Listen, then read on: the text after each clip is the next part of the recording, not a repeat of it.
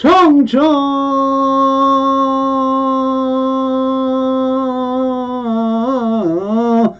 성주하니 찾아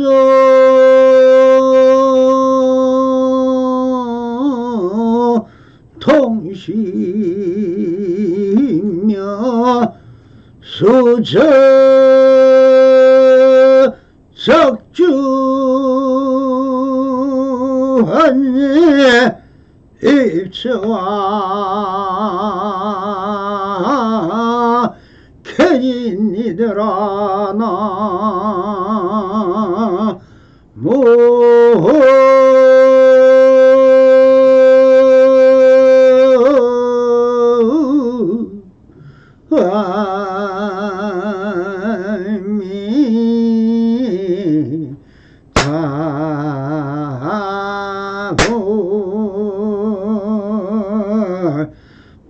반갑습니다. 시방먹게 편만하신 우리 불보살님들과 오늘도 이렇게 불불상하옵니다.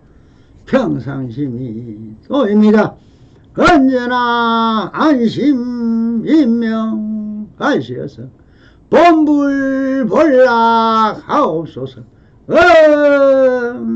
바랍니다. 자, 오늘도 조사서 후문록 상근 상당대기 2-7 무엇이 한결같고 현무한 자체입니까 하는 주제로 우리 불보살님들과 함께 본문을 따라 한번 그 현실을 쳐다보도록 하겠습니다.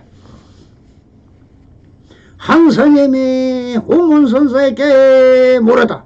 무엇이 한결같고 현무한 자체입니까? 라고 물었다.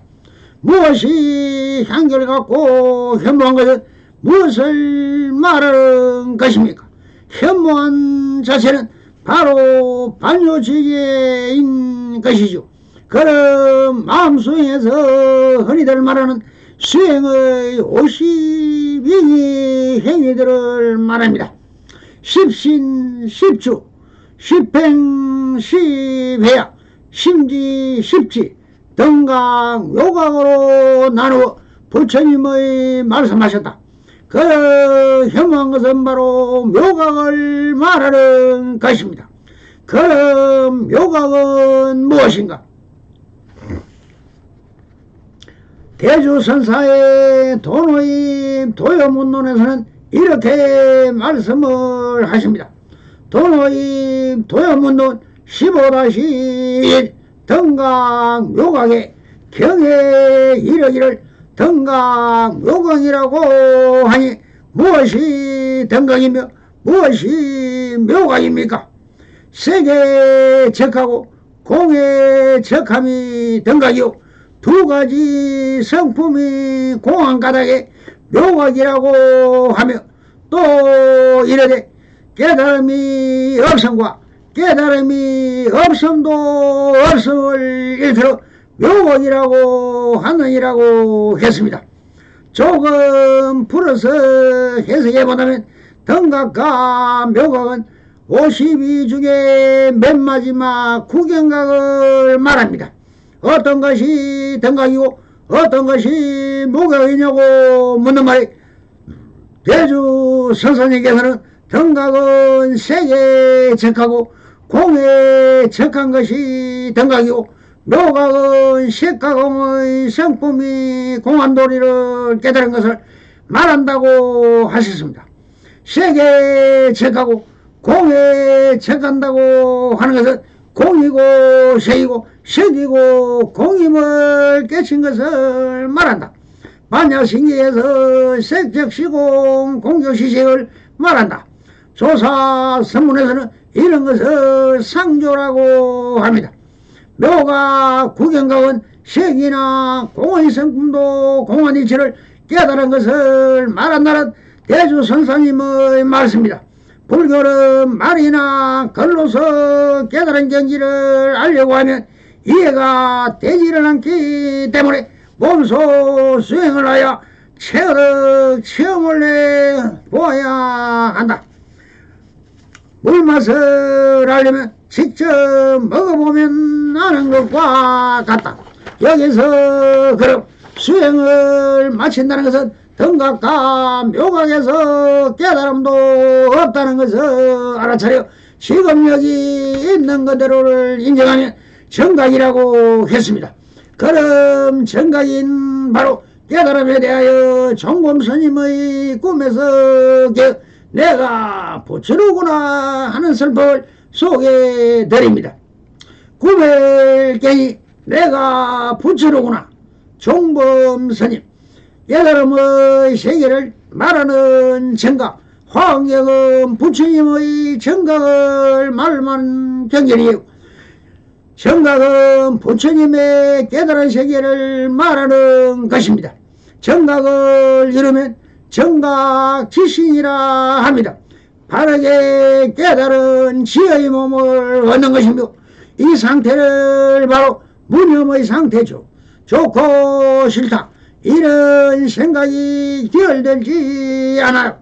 분별의 자궁을 떠난 상태를 말하는 것입니다. 진실은 모습, 진여 실소처럼 바로 보는 것을 집조라 합니다. 그렇다고 깨달은 사람이 아픔, 감각 이런 걸 못 느끼는 것이 아닙니다. 모든 게 지혜의 몸이고 지혜의 광명이기 때문에 걸림이 없다는 것입니다. 생각이 바로 인생이란 말이 있어요. 상대편의 생각이 따로 있는 게 아니에요. 내 생각이 좋았어도 상대방이 나쁘다고 생각하면 바로 상대방의 생각을 존중해 줘야 합니다. 이 생각이 어디서 나왔느냐? 밤낮없이 많은 생각을 가지고 사는데 생각의 근원은 마음에 있어요. 마음의 근원을 보는 걸 깨달음이라고 합니다. 마음을 보아서 마음과 같이 형상 머무는 것이 깨달음이고 이를 정각이라고 합니다. 또 정각 지시는 부모께서 받은 몸에 머무르지 않고 바르게 깨달은 지혜의 몸을 항상 머물러요. 이것이 부화입니다. 광명이 넓어서 부처님 있는 곳에 따라있고 없는 곳에 따라있고 하지 않죠. 시방세계에 항상 있는 부처님이 계시죠. 부모님께서 받아보면 아무리 잘 지나도 200년을 못 가지만 시방 3세 부처님은 항상 계십니다. 부처님께서 영리에서 지혜의 몸을 얻었죠. 정각을 이루었다는 비유로 화엄경 시치품에서는 바다 같은 넓은 강물에 빠졌다라고 했습니다. 물에 빠졌으니 물에서 나가려고 죽을 힘을 다해 애를 쓸 것이 아닙니까? 애를 쓰면 꿈에서 탁 깨게 되어 물에서 슬슬 오며 꿈에서 못 깨죠. 꿈에서 탁 깨면 물도 꿈도 없는 거예요. 그 자리가 깨달음의 세계죠. 생사가 없는 세계, 이것이 바로 최고의 세계죠. 화엄경에서는 부처님께서 부처님을 대하는 것이 아니라 보현무수 보살이 부처님의 세계를 이야기합니다. 이것을 설주, 즉 설법하는 주인이라고 하는 것입니다. 부처님께서 정각을 이루시니 그 장소가 건강지, 즉 건강으로 된 땅입니다. 건강은 뭐냐? 건강은 부정불가, 구경청정입니다. 즉 늘어나지도 줄어들지도 않고 항상 청정하다는 뜻입니다. 딱 깨치고 보니 전체 세계가 부정불가, 구경청정이 연화장 사자자예요. 무에 두려움이 없습니다. 화엄경에서 온법계가 연화자가 시작자예요. 그 땅에 경과하여 건강을 이루어졌어요. 깨달으면 생각이 없어지고 지혜가 나와요. 정각을 얻으면 의식이 사라져요.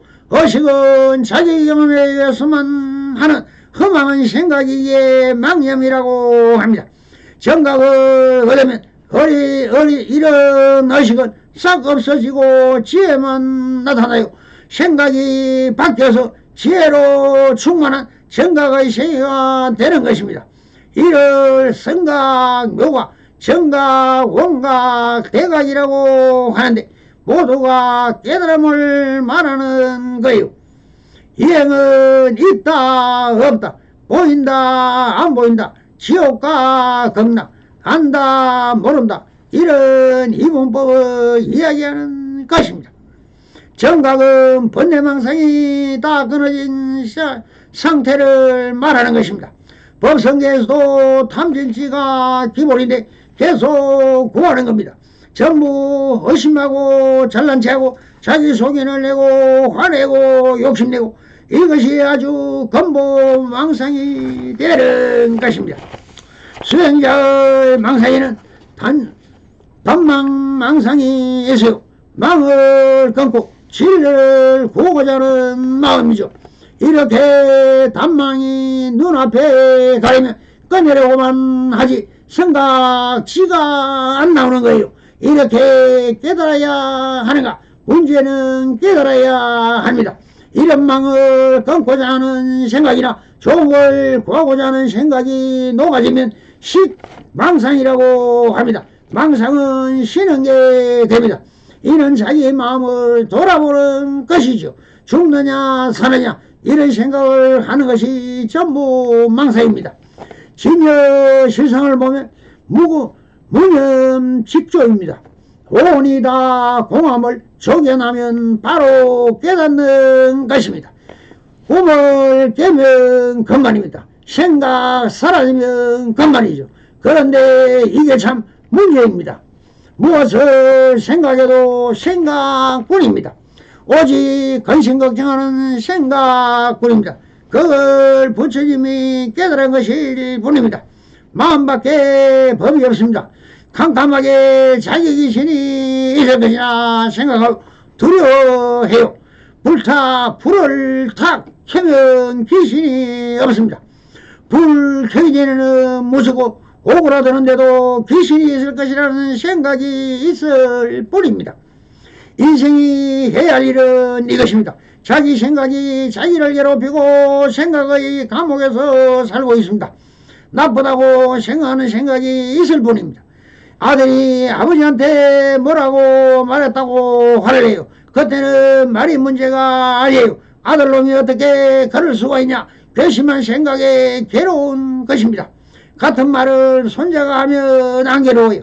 말 자체가 손자가 한 말이나 아들이나 한 말이 같은데 아들한테는 기대하고 많은 것이 내 생각에 괴로움이 일어나는 것입니다. 이걸 몰라서 괴로워하는 거예요.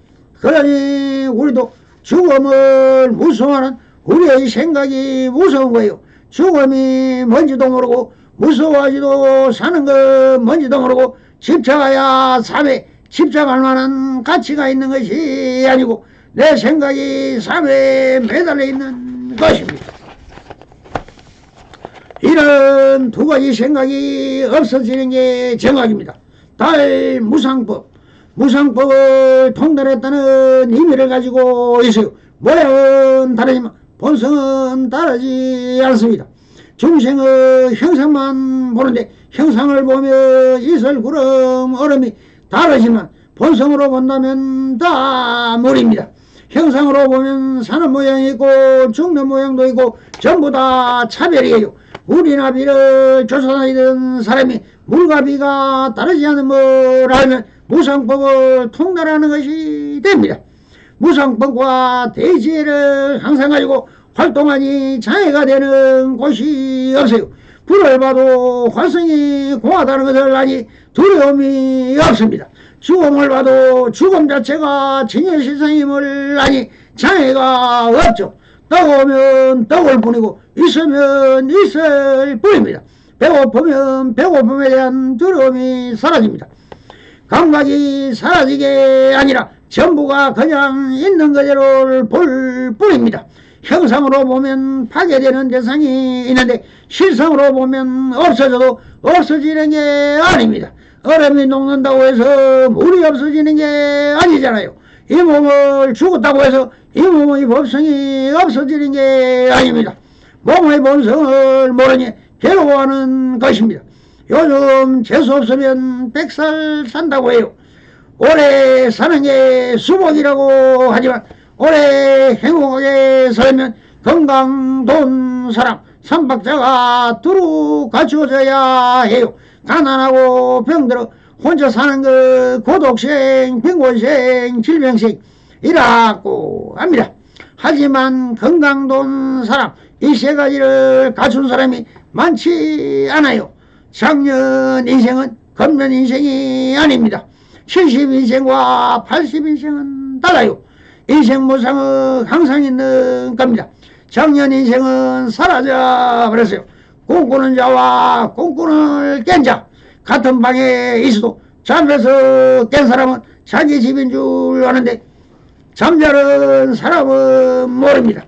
꿈에서 못 깨어서니 모르죠. 꿈꾸는 사람은 자기 집에 있으면서도 자기 집이 아니라고 하는 그 차이입니다. 중생과 부처가 같아요. 정각을 이룬 이후에는 같다는 말이죠. 정각을 이루기 전에는 같은 줄 모릅니다. 꿈에서 깨어보면 잠든 사람이나 꿈 깬 사람이나 다르지 않아요. 우리가 정각세계에 있는데 망념이 가려서 모를 뿐입니다. 그걸 가르치는 겁니다. 열의 명호품이란 건 열의 명호가 세계마다 어마어마하게 많다고 말해주는 거예요. 이름이 많다는 것, 활동이 많다는 것이고 실체가 다양하다는 것입니다. 중생을 깨우치는 열의 신업이 불가사의예요. 신업은 오직 중생제들 말합니다. 열의 명호가 열의 출행과 열의 공덕에 의해 붙여지는 것입니다. 열의 명호품이라는 것은 열의 신음을 말하는 것입니다. 공덕업이 무궁무진한 것입니다.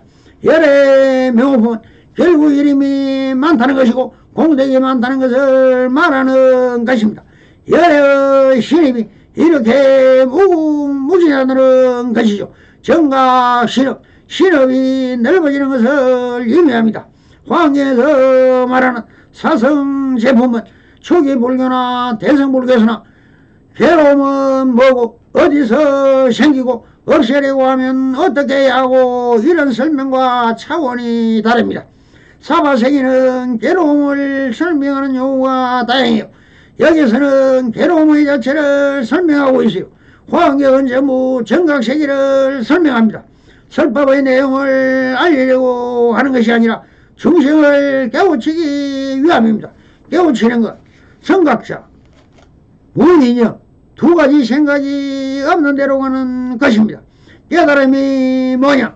마음의 본성을 봐서 마음이 항상 머무르는 곳, 두 가지 생각이 없는 무의 자제함을 말하는 것입니다. 망념에서 벗어나는 게 깨달음입니다. 공부를 해갈 때 망념이 일어나면 좋은 생각도 일어나고 나쁜 생각도 일어나는데 망념이 없는 것이 깨달음입니다. 망념에 집착하면 혹은 생각에 몰입하면 수행자문과 마장이 됩니다. 깨달음의 장애가 됩니다. 다시 말해서 깨달음이라고 하는 것은 성각지 무이념 두 가지 생각 없는 상태를 말합니다.